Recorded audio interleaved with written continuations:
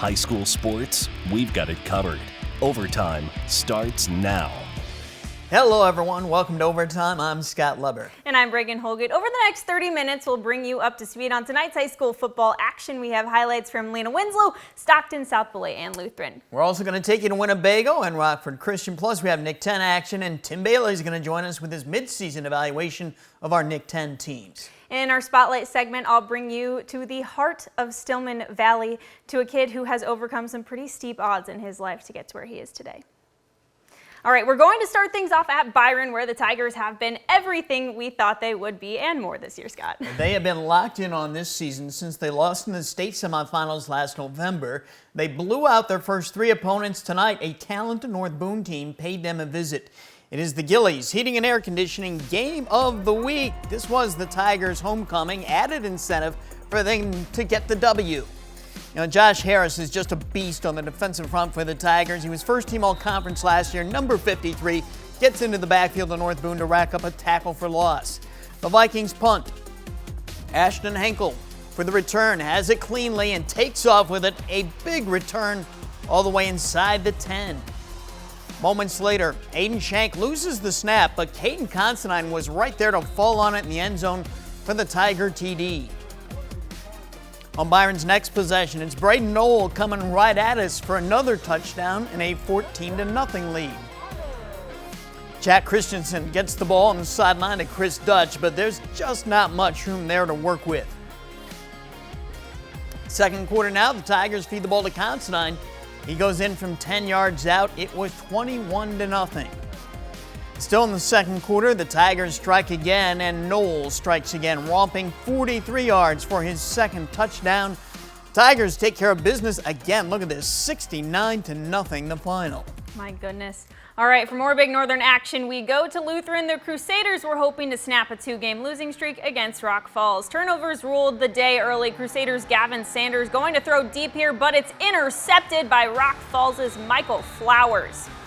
Rock Falls ball now, and the snap is going over the head of Easton Canales, and Lutheran recovers the fumble.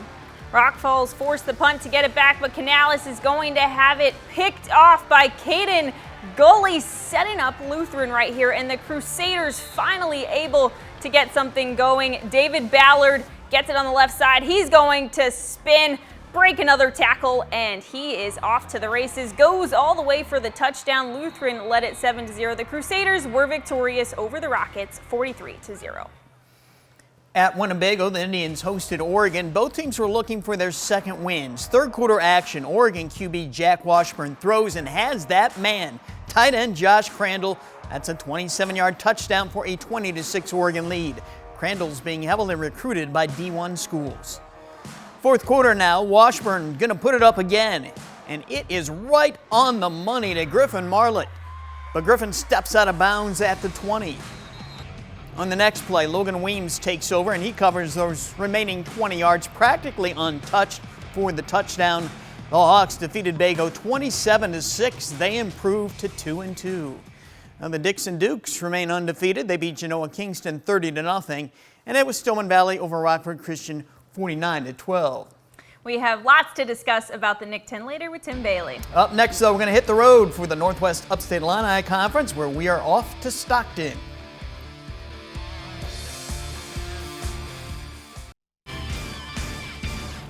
If Lena Winslow football games were boxing matches, most of them would be stopped in the first or second quarter. This program is a knockout. Yeah, to say the least. The Panthers went undefeated last year, and they've continued to pounce on their first three opponents this season. Tonight, they welcomed the Dakota Indians on their home turf, now named after head coach Rick Arendt. Dakota with the ball first to start this one. Quarterback Nolan Mayberry on the keeper, but the big man, Luke Stabenow, comes in for the sack. That's a loss on the play for the Indians. Time to punt it away. Now the following Lena drive, Coburn Lynch. He's going to find a hole up the middle, and the man is gone all the way to the house, and it's 8-0 Panthers. And it's going to be the same old offense we know and love from Lena. Gage Dunker pops a big one, and he's going to find his way into the end zone as well. Dunker rushed for 153 yards and 3 touchdowns tonight. The Panthers are now 4-0 after a 52-8 win over Dakota.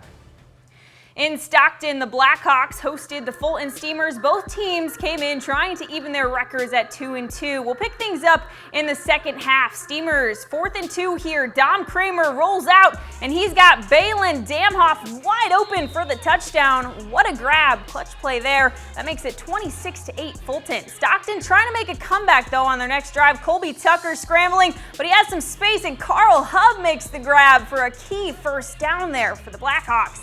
That will lead to this touchdown from Tanner Guile, but it was too late for Stockton. Fulton posts its most impressive win of the season, beating Stockton 40-16.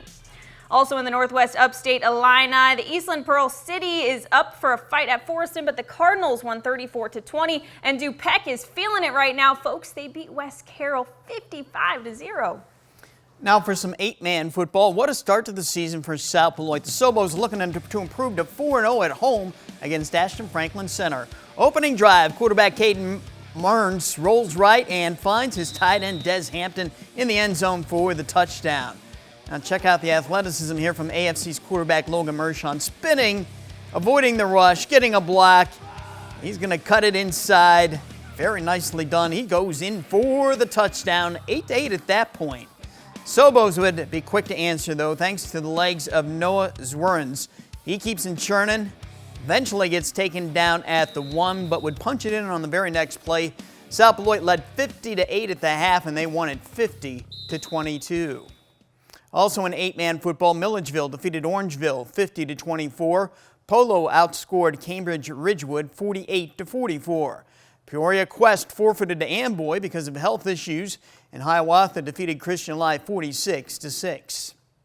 In other area football games, the Rochelle Hubs beat the Harvard Hornets 49-6, and the Sycamore Spartans won against the Ottawa Pirates 48-0. We're going to dive into Nick 10 football action next. Tim Bailey will give us some mid-season view on the teams, and we'll see who won key matchups tonight between Guilford and Harlem and Auburn against East. Guilford and Harlem have been trying to sort things out through the opening weeks of this season. Tonight they met at Harlem. Taylor Castro had that game covered, and she joins us now. Hi, Taylor. Hi, guys. Guilford had a rough going the past 2 weeks in losses to Auburn and Hononegah. Harlem won 2 of its first 3 games, but the Huskies' offense continued to struggle to put points on the board. Let's see if things will be any different tonight. And it was Harlem's Jamani Muhammad getting things done on the ground again this week. He makes it look easy as he heads into the end zone to put the Huskies on the board first. Guilford has a response coming in the air. Vikings QB Grayson Weber finds Messiah Tilson and he secures the grab. Just a few plays later, Xavier Lindy in at quarterback, and LaDamian Hoffman goes long and makes that spectacular catch. I mean, look at that. What a grab. The Vikings keep the momentum going. On the other end of the ball, James Benson recovers that fumble, but that didn't stop the Huskies. Derek Anderson tosses it to Drake Ferguson, and he'll run it in for 6 more. Harlem's defense also coming up big. Here's Shamar Connor with the sack for the Huskies. Then it's Andrew Redmond's turn. He gets through the O-line, no problem. Isaac Johnson there to help out too. Well, that is one happy Husky. Harlem beats Guilford 20-12. The Huskies improved to 3-1. The Vikings are 1-3. Scott and Reagan. All right, thanks, Taylor. Let's go to Hononegah, where it was the Indians hosting the Freeport Pretzels. This Indians defense is no joke, folks. Just look at the way they swarm the ball here. They don't let you run or throw. This time, Freeport's Peyton Woker takes the snap, rolls right, fires downfield, and it's picked off by Kevin Breezen. It's Hano ball, and he is pretty fired up about it. On that ensuing drive for the Indians, Cole Warren drops back and launches it to his number 1 guy, Isaiah Huey. He lays out. That's an incredible grab there. This kid, absolutely electric. Hononegah would cap off the drive on a short touchdown run by Luke Poppy. This TD was one of 4 the Indians scored in the first half. Hononegah rushed for 233 yards and passed for 235. The Indians rolled over Freeport 49-6. At Swanson Stadium, the Auburn Knights are trying to match their win total from last season with 3. They took on East. Auburn leading 21-0 second half on the doorstep again. Anthony Purifoy here, going to fake out our cameras. That was a nice one. Jasper Jenkins Looked a bit short, but did roll over the line for the touchdown. It was 7 points there for the Knights. E-Rabs trying to get anything going. Lee Smith, the big guy off the handoff, following his blockers, breaks through for a nice gain before they wrestle him down. He's a wrestler, by the way. And they'd finally capitalize. Pitch inside to Javius Catlin, who finds the hole and finds the end zone to end the shutout bid. But the Knights did beat the E-Rabs impressively 42-8. Also in the Nick 10, no surprises here. The Blue Thunder rolled over the Jayhawks 45-8, and the Titans improved to 4-0, beating Belvedere 41-0. We're joined now by our Nick 10 analyst, Tim Bailey. We are 4 games into a 9-game regular season, so almost at the midway point. It's a good time right now, I think, evaluate some of these teams and where they're at. So let's start with the Auburn Knights. They're now 3-1. They've matched their win total from last year, and we now know that they've improved. The question is, how much have they improved? Because they haven't faced the big dogs yet. They've got 3 big teams ahead of them. Yes, they do. Yeah. Yes, they do, Scott. You know, I had a chance to go to the game tonight. They look really good. Auburn's been really doing some really good things in the last 3 weeks. Moving the ball offensively. Something that you didn't see really in week 1 when they played Harlem. But these last 3 weeks, Auburn has really been moving the ball well, been running the ball well. Only area I like to see them really shore up in is actually the passing game. Purefoy does some really good things, and then sometimes he'll come back and do some ill-advised things. So that's one big area there. The defensive line is stellar. Their O-line needs to clean up some things as well. But overall, I think Auburn's really making a big push and really making a big statement in this conference. They are impressive. Now let's talk about Belvedere North. The Blue Thunder could easily be undefeated had they made one more play last week at Boylan. What's your assessment of the Blue Thunder right now? That they got that sour taste out of their mouth now. Obviously, they come off a big win tonight against Jefferson. I've said this and I'll say it again. If they can just figure out a way just to actually add some things into the passing game, I think Belvedere North will be a better team in the weeks to come. Great, strong running game with Bernalito and Brown. Hopefully Brown's back. He did go down last week against Boylan, but hopefully he's back this week and then also in the weeks to come. But overall, Belvedere North has really improved over the last couple of weeks, and they really improved tonight coming off that sour loss against Boylan last week. All right, Tim, and your preseason pick to win the conference, Boylan, they're looking solid again, already 4-0. Are they everything you hope they would be?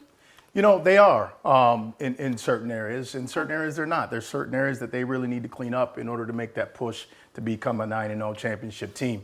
And that's one area. One area is the defensive backs. They just need to really play better. They can't give up big plays. They gave up a few big plays last week in the passing game against a team who really doesn't pass in Belvedere North.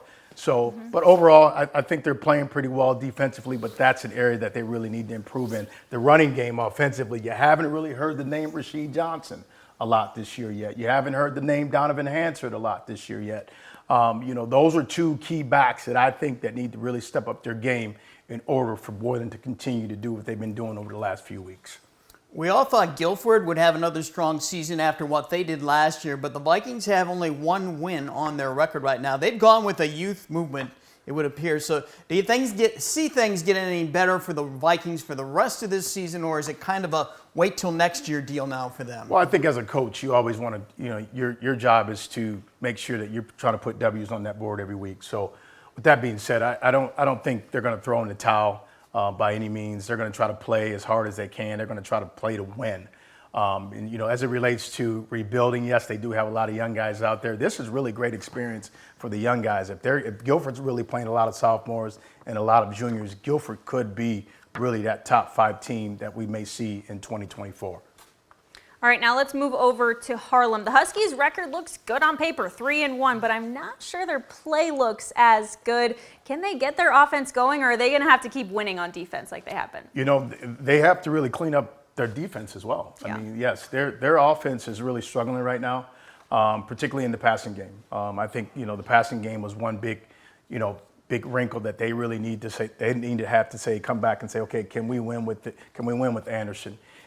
Yes, they are winning with Anderson. Does he really have the arm talent as the quarterbacks that they've had in the past? Probably not, but they need to figure out how to come together as a team and really put a solid full game together in order to really stay in the Nick 10 race. Mm-hmm. And that brings us to Hononegah. I mean, the Indians have not broken a sweat yet this season. Are they the team to beat right now? And how good are these guys? Hananiga's got to probably have in my estimation, the best offense probably in the Nick 10 right now. I've seen Boylan play, I've seen Belvedere North play, I've seen Hananiga play, and right now, my estimation, Hananiga really does have the actual best offense right now. And we threw out a stat during the highlights. They rushed for 233 yards and passed for 235 tonight. That's as balanced as you can get. They're really doing some good things on both sides of the ball. I think what's going to be huge for them is everybody really staying healthy. And then, obviously, week 6, they come to Titan Stadium. So we know how tumultuous that can be in that stadium. It's really tough to play in that environment. But I think Hananiga's going to be ready. I think we're going to see a hell of a game in the next 2 weeks here. Looking forward to that. Well, Belvedere, Freeport, East, and Jefferson, they're all kind of struggling right now at the bottom of the conference. What we want to say for those guys is, hey, just stay positive and keep working at getting better, guys. That's really all you can do at this point. All right, folks, and if you want more from Tim on local football, check out the Bailey Pod. You can find that on YouTube as he talks all things high school football with local players and coaches. Thank you very much, Tim. Up next, it's our Overtime Spotlight segment. We'll take you to the heart of the Valley to meet a kid who has been beating the odds since the day he was born.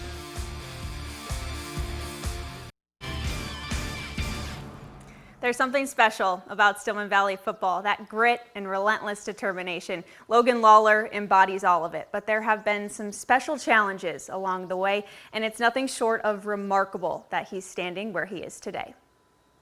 And he's taught us gratitude. It was the summer of 2006. Mike and Heather Lawler were ready for their biggest game yet, parenthood, and a new player was about to join the roster. You hear within a split second he's not breathing, and that there wasn't it's a boy. I just remember them saying he is not breathing. There were physical complications right from the start for their son Logan. They had 20 doctor's appointments in his first 30 days of life, searching for any kind of answer. The Lawlers were referred to Illinois Early Intervention when Logan was 4 months old to start working with therapists on his muscle development. I'm so naive to things and thinking in terms of, like, say, coaching and like an injury, that I remember asking her, so what do you think, about 3-4 weeks or maybe a month or two of therapy and we'll be good to go, right? Coach Lawler has spent years pushing his football players to their highest potential on the field. There was no guarantee Logan would ever be able to do those same things. He will be lucky to walk, and that was the ultimate just gut punch, that, just this idea that there's going to be some sort of quick fix. Slowly, Logan started learning how to roll over. Then at 3 years old, he took his first steps, but nothing came naturally. That's where the therapists were just a godsend of teaching you basically, if you're using sports terms, the mechanics of whatever it was that we're learning how to do. And the Lawlers kept pushing forward through every era of life. 4, 5, 6, 7, 8, 9, 10. We say suck it up a lot. We were going to have to suck it up and just keep pushing forward. For years we said he was a little walking question mark.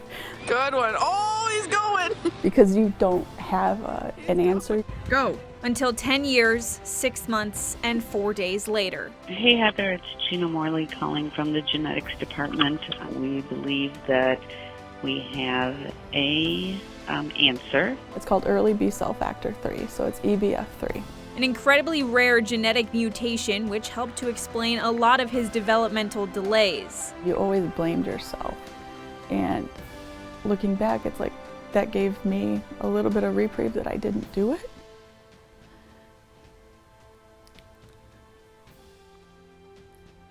I didn't do it as his mom, but I couldn't fix it.